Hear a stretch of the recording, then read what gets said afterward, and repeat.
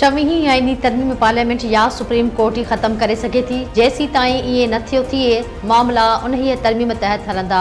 कानून जी आईनी हुजण या न हुजण जो जाइज़ो रुगो आईनी बेंच ही वठी सघे थी। कंहिं रेगुलर बेंच वटि आईनी तशरीह जो इख्तियार नाहे। आईनी बेंच दुरुस्त तौर ते ॿ रुकनी बेंच जे हुक्म वापसि वरिता। बेंच जे इख्तियारनि जे केस में जस्टिस मज़हर आईनी बेंच जे फ़ैसिले सां इतफ़ाक़ कंदे 20 सुफ़नि ते ॿधल नोट जारी करे छॾियो।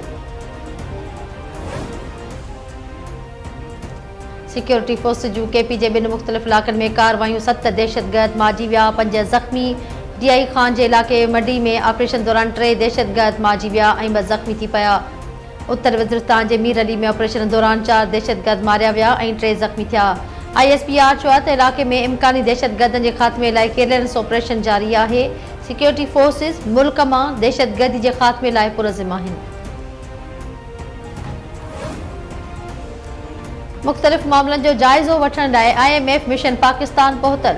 ज़रियनि जो चवण त IMF मिशन जजिस जी मुक़ररी ऐं अदलिया जी आज़ादीअ जो जाइज़ो वठण में मसरूफ़ आहे। IMF मिशन जुडिशियल कमीशन ऐं सुप्रीम कोर्ट समेत 19 वज़ारतुनि खातनि ऐं इदारनि जे नुमाइंदगी सां मुलाक़ात कंदो। मिशन जो फोकस क़ानून जी हुक्मरानी ऐं मालियाती निगरानी खे मज़बूत करणु आहे।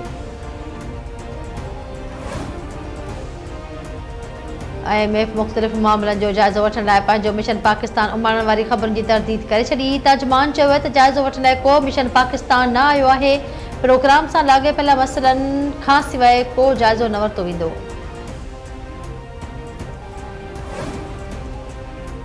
इसराइली वज़ीर आज़म नेतन्याहू फ़लस्तीनी रियासत सऊदी अरब में ठाहिण जो चई छॾियो। फ़लस्तीनी रियासत जे क़याम खे इसराइली सलामती लाइ ख़तरनाक बेक़रार ॾिनाई। सऊदी अरब ऐं पाकिस्तान तरफ़ां नेतन्याहू जे बयान जी मज़म्मत नाइब वज़ीर आज़म इसहाक़ डार चयो आहे त सऊदी में फ़लस्तीनी रियासत ठाहिण वारो बयान चिड़ ॾियारींदड़ ऐं क़बूलण जोॻो नाहे।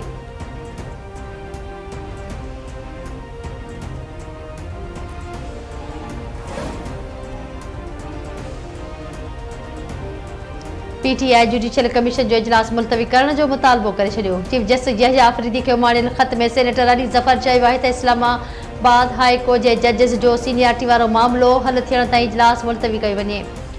जजिस ट्रांसफर बाद इस्लामाबाद हाई कोर्ट में सीनियरिटी लिस्ट तब्दील थी वई आहे। मुनासिब हूंदो त सीनियरिटी मामिलो हल थियण ताईं कमीशन जो इजलास मुलतवी कई वञे।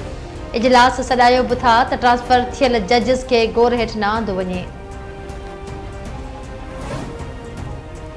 सदर आसिफ अली ज़रदारी प्रिंस करीम आगा खान जे लाॾाणी ते ताज़ियत लाइ लज़बन रवानो।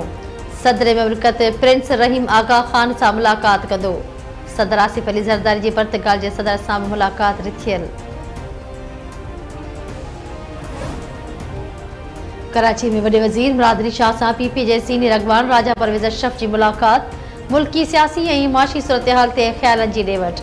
पधराईअ मूजिबि मुलाक़ात दौरान सिंध में वफ़ाक़ी हुकूमत जे मनसूबनि जी सुस्त रफ़्तारी ते ॻाल्हियूं थियूं। राजा परवेज़ अशरफ क़ौमी असेंबलीअ में सिंध जे मसइलनि ते ॻाल्हाइण जी ख़ातिरी कराई।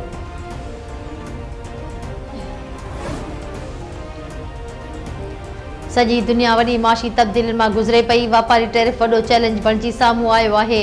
सामूंडी वापार जो मईशत में बुनियादी किरदारु आहे। सामूंडी वापार जे तहफ़ुज़ लाइ गॾियल कोशिशनि जी ज़रूरत आहे। ताक़तवर बहरिया फ़ौज सामूंडी वापार जे तहफ़ुज़ जी ज़ामिन आहे।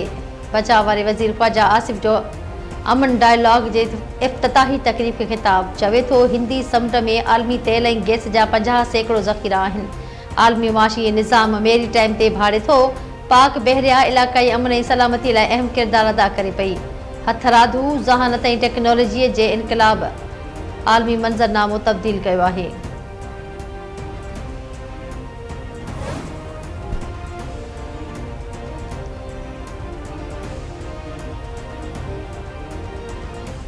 पाक बहरिया जे अमन मशक़ुनि जूं 4 ॾींहं महफ़ूज़ समुंड ऐं ख़ुशहाल मुस्तक़बिल जे सिरे हेठि अमन डायलॉग। अमन मशक़ुनि में हिसो वठंदड़ मुल्कनि जी सामूंडी फ़ौजनि जा चीफ ऑफ नेवल स्टाफ ऐं ॿिया उहिदेदार शरीक। सामूंडी फ़ौज जे सरबराह एडमिरल नवीद अशरफ चयो आहे त अमन डायलॉग ज़रिए मेरी टाइम सिक्योरिटी खे पेश ईंदड़ ख़तरनि खां आगाही ॾियणु आहे। अमन डायलॉग जो मक़सदु मईशत खे हथी वठाइणु आहे।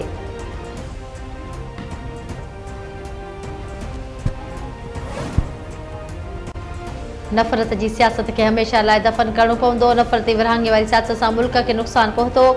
कराची जो सब खां वॾो मसलो पाणी जो आहे। कराची जे मसइले खे तरजीह बुनियादनि ते हल कयो पियो वञे। सूबाई वज़ीर सईद गनी जो तक़रीब खे ख़िताब चयाईं रुगो पीपल्स पार्टी अवामी मसइला हल करे सघे थी। सिंध हुकूमत अवामी मसइला हल करण लाइ क़दम खणी रही आहे। सिंध जे सीनियर वज़ीर शहजीर इनाम मेमण जी हिदायतुनि ते सिंध रोड सेफ्टी कमेटियुनि जो कार्रवाइयूं। 92 गाॾियुनि जी चेकिंग, ज़ाब्तनि जी भञगड़ी करण ते 44 गाॾियूं चालान, 7 ज़ब्त, 1 ड्राइवर गिरफ़्तार।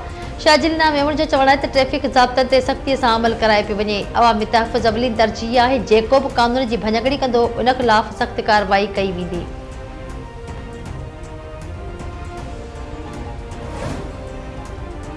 कराची मेट्रो कॉर्पोरेशन जूं समूरियूं पार्किंग साइट मुफ़्त करण जो ऐलान।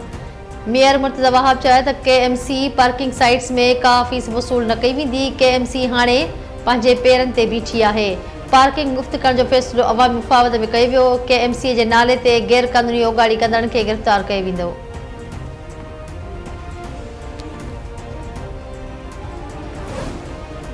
नईं देरे में बल्दियाती चूंडुनि दौरान क़त्ल थियल बख़्शल मघीअ जे खून जो निबेरो।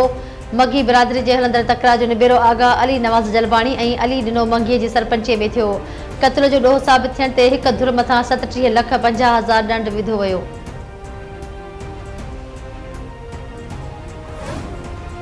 कोट बंगलो में उड़ीअ जी वबा ते ज़ाब्तो न आयो। वधीक 2 मासूम ॿार फ़ौत। ॻोठ मुराद खान गोपांग ऐं भर पासे वारनि इलाइक़नि में उड़ी तेज़ीअ सां वधण लॻी। वबा विघे सागर अली, नवीद अली गोपांग फ़ौत थिया। ॻोठाणनि मूजिबि इलाइक़े में केतिराई ॿार उड़ीअ में वरतल आहिनि। डॉक्टरनि जूं टीमूं उमाणे बीमार ॿारनि जो इलाज कराए वञे। जारुलनि वेझो ॻोठ मोहम्मद सादिक मिल्क में उड़ीअ विघे 8 महीननि जो नीगर हयाती विञाए वेठो। कारपोरेट फार्मिंग ऐं 6 नवनि केनालनि ख़िलाफ़ ठटे में अवामी तहरीक जो मार्च। एहतजाज में सिंधियाणी तहरीक, सिंधी शागिर्द तहरीक ऐं सुजाग ॿार तहरीक जे कारकुननि जी बि वॾे अंग में शिरकत। केनाल ठाहिण, सिंध सुकाइण बंदि करियो, कारपोरेट फार्मिंग मनसूबा ख़तमु करियो, कींझर ऐं हाले जी ढंढ ते कब्ज़ो ख़तमु करे जा नारा। अॻवान जो चवणु आहे त सिंधु दरिया मां नवां केनाल कढण वारो सिंध दुश्मन मनसूबो बिना देर ख़तमु कयो वञे।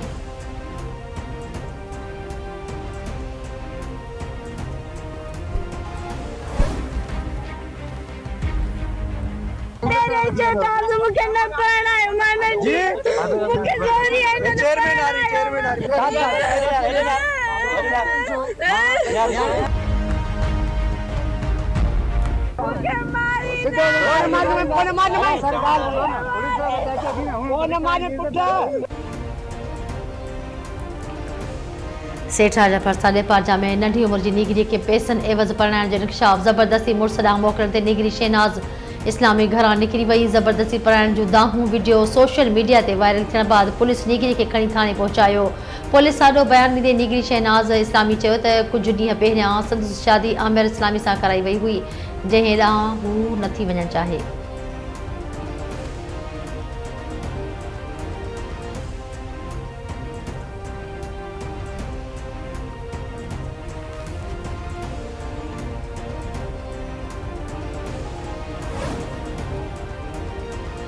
पने आखिर लॻ थिया बंद था नौजवान क़त्ल। सांगे थाणे जे हद में हथियाबंद गोलियूं हणी जिनसार मंगलियो खे क़त्ल करे छॾियो। लाश इस्पताल मुंतक़िल। पुलिस जो चवणु आहे त कुझु ॾींहं धुरनि में झेड़ो हलंदड़ हो वधीक जांच कई पई वञे।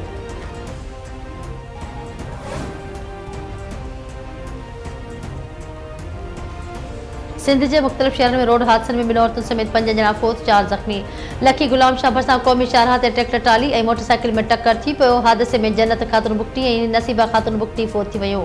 3 ॼणा ज़ख़्मी थी पिया। मलीर जे इलाइक़े शाह लतीफ़ वेझो ट्रालर जो मोटरसाइकिल खे टक्कर, भाउ फ़ौत, भेण ज़ख़्मी। हादसे में हसनैन फ़ौत ऐं हिजाबा फ़ातिमा ज़ख़्मी थी पियूं। खैरपुर में मोटरसाइकिल में कपिड़ो फासण सबबि गाड़ी पुल वासी पोरित ख़ादिम हुसैन शेख रोड ते किरी हयाती विञाए वेठो। सिजावल जिले जो भरिसां हफ़्तो अॻु 2 मोटरसाइकिल में टक्कर सां ज़ख़्मी थियल नीगर बिलावल सारियो फ़ौत थी वियो। फ़ौतनि जो अंग 2 थी वियो।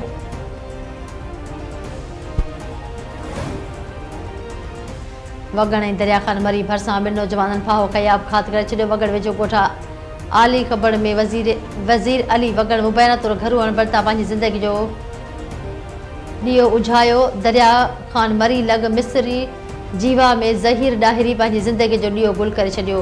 वारसनि मूजिबि नौजवान ज़हनी तवाज़ुन विञाए वेठो हो।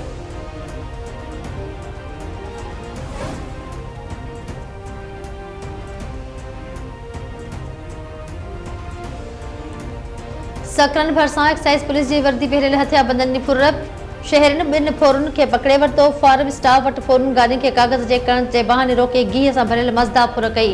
इतला बाद शहरनि गोठ बंगरो मोड़ वट बिन जवाबदारनि के पकड़े गाड़ी हथ करे वरती। मुतासिर वापारी जो चवण है त एक्साइज पुलिस वर्दी पहरियल बिन हथियारबंदनि के पकड़े पुलिस हवाले कयो। मज़दा मां घी जा दबा गुम आहिनि।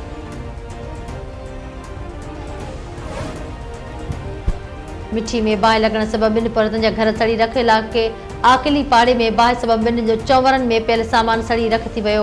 इतला मिलण ते फायर ब्रिगेड अमलो पहुंची बाहि ते ज़ाब्तो आणे वरितो। कंडेर भरसां ॻोठ मियो रिंद में ॻोठाणे ॾाणू मारवाड़ीअ जी घर के बाहि हिक में हिक ॻऊं ऐं 5 ॿकरियूं सड़ी मरी वयूं। घर में पियल समूरो सामान सड़ी रख। मुतासिर कुटुंब खुलियल आसमान हेठि वेठल।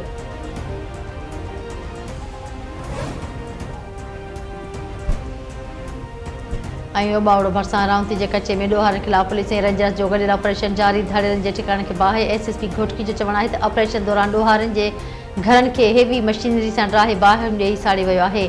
शहर गैंग्स जा ॾोहारी हथियार फिटा करे पुलिस वटि पेश थियनि। ॿी सूरत में ॾोहारनि जे ख़ात्मे ताईं ऑपरेशन जारी रहंदो।